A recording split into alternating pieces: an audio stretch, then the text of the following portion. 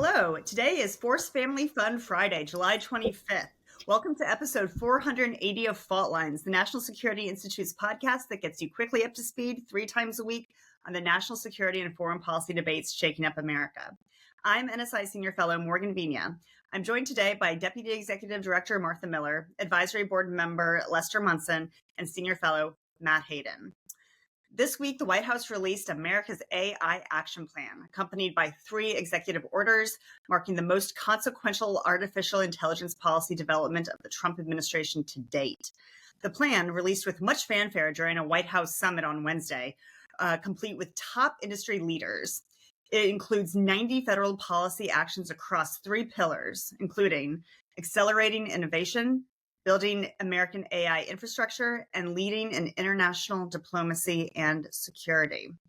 Key themes of the plan emphasize dismantling regulatory barriers that hamper innovation, facilitating rapid development of AI infrastructure, including data centers and semiconductor plants, and creating federal initiatives to promote AI literacy and workforce training. So, team, let's get into it. Martha, let's start with you. In his statement at the summit, Secretary of State Marco Rubio, and I should say National Security Advisor Marco Rubio, emphasized that winning the AI race is non-negotiable. While many of our regular listeners may be thinking, thank you, Captain Obvious, for those that are AI laymen, why is this important, and why does President Trump want to put his stamp on a new AI policy? Look, we're at the forefront of a new, industrial revolution. Economically, AI is poised to generate, new trillion-dollar industries, fundamentally reshaping sectors, ranging from medicine to manufacturing. So this includes, projected $500 billion market for AI chips alone, driven by surging infrastructure demands from, major AI developers. And then militarily, AI forms the cornerstone of next generation warfare, enabling capabilities like autonomous weapons, predictive surveillance, and advanced cyber defense.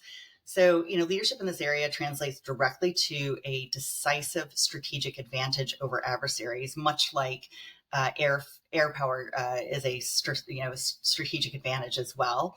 And then geopolitically, the nation that sets the AI standards exports its values. And by dominating the AI industry, that allows us to set the AI standards. So this is kind of the, AI supremacy is the new, I guess I already compared it to the Industrial Revolution, but I think in terms of geopolitics, it's also kind of the new nuclear edge. If you're not leading, you are losing. Mm-hmm. All right. So Matt, President Trump's approach to artificial intelligence seems to take a notable shift from President Biden's, in that it has shifted from a very heavy emphasis on safety, mitigating risks, particularly on diversity, equity, inclusion, to really prioritizing innovation and global leadership in AI. What do you make of this? So it's one of the pillars that traditionally comes from a Trump administration is that the economic drivers of U.S. innovation are only at fault when the government intercedes too much. And so it's that heavy hand of government that he's looking to reduce.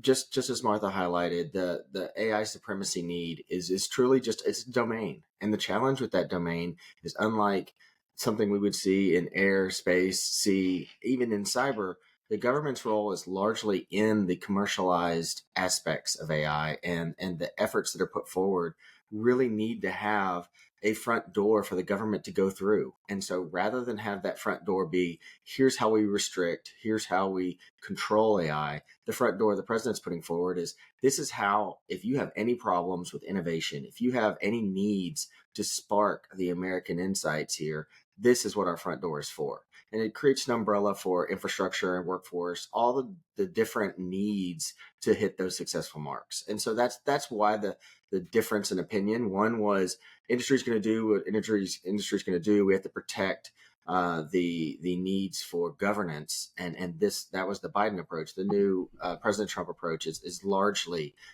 turn everything on. It's drill baby drill, but AI. But at the same time, they have less of a regulatory footprint to worry about. And so they're going to get ahead of that now and make sure that if there's any needs, they have a front door that's ready to address them. Follow-up question, is one approach better than the other? Yes, the ability to empower is going to beat early stage regulatory efforts at every turn. We have the science experiment that is Europe that proves our case. Excellent. All right, Munson, final question goes to you.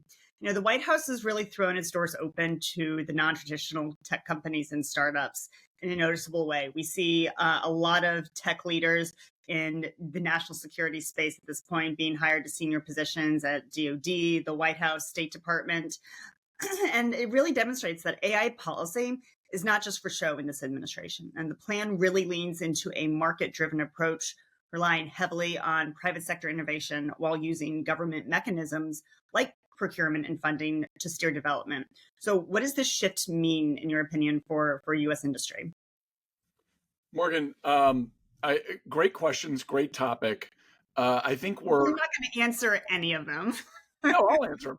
I think so. I'm going to try to. I am not the tech person on this call. That's Matt. I defer to Matt on all the tech issues. I do think it's important for our listeners and viewers to understand that AI is not just a tech issue, though. It kind of goes across a whole bunch of public policy issues, including energy supply.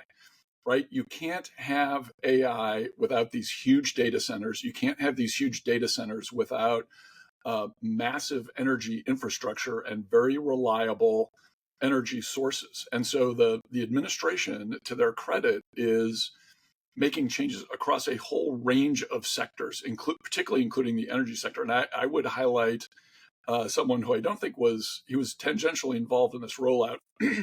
Excuse me, Doug Burgum, who's the Secretary of Interior, who is a tech guy, who had a software company, who was at Microsoft, very successful business guy, is leading the energy revolution and opening up whole new opportunities for the U.S. to lead in this area. That's where we're a little bit behind China on energy production. They've never caved into the some of the crazy doctrinal rhetoric from the green stuff, the climate change fear mongering.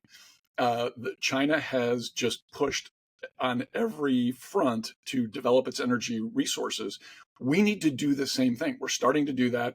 The administration's turning around on that. That in particular, I think, is kind of the weak spot where the administration's really shown some leadership by being willing to embrace nuclear, liquefied natural gas. Some of these other areas that were shunned in the last administration, we need to embrace those in order to make this AI revolution happen and for us to be the leader. All right, that's a wrap. Thanks always to Kelly Crowley, Taylor Lane, Claude Jennings, and the NSI staff for their help in producing today's episode.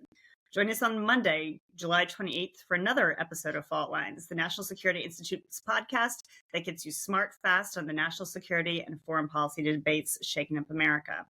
Fault Lines is now on YouTube, so check out our channel for a video of today's episode. If you like what you heard or saw, be sure to rate, review, and subscribe.